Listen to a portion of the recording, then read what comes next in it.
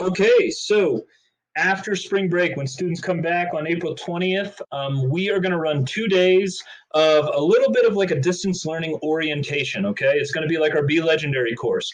If you remember at the beginning of the year, we spent time teaching our kids how to be legendary, all those skills and habits of success for them to be most effective and most efficient in their classes. So we're going to go back to that and we're going to help students develop those skill sets and habits and schedules that are going to help them be most successful in a distance learning environment. Now, it might only be for a couple of weeks. Fingers crossed, we are back in school May 1st. But in reality, a lot of schools are canceling face-to-face contact for the rest of the year. We're not there yet.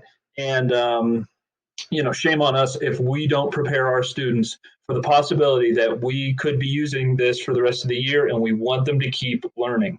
On April 20th and April 21st, we are not going to run any core classes, so there won't be English, math, science, or social studies, but instead they will be in that Be Legendary class, and it is mandatory. So they need to participate on April 20th and April 21st. What is that going to look like?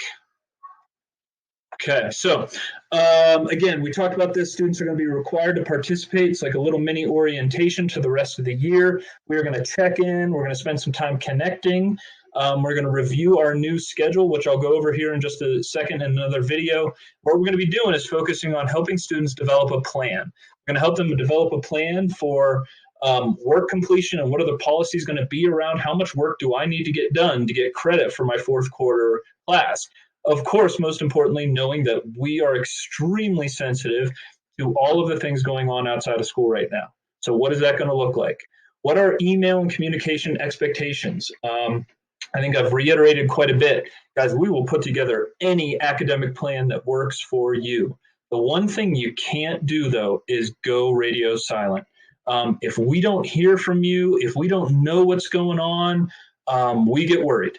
And what we want to be able to do is set up a plan that works for you. And the only way to do that is to communicate. Otherwise, we're kind of expecting you to get our plan that we put forth done.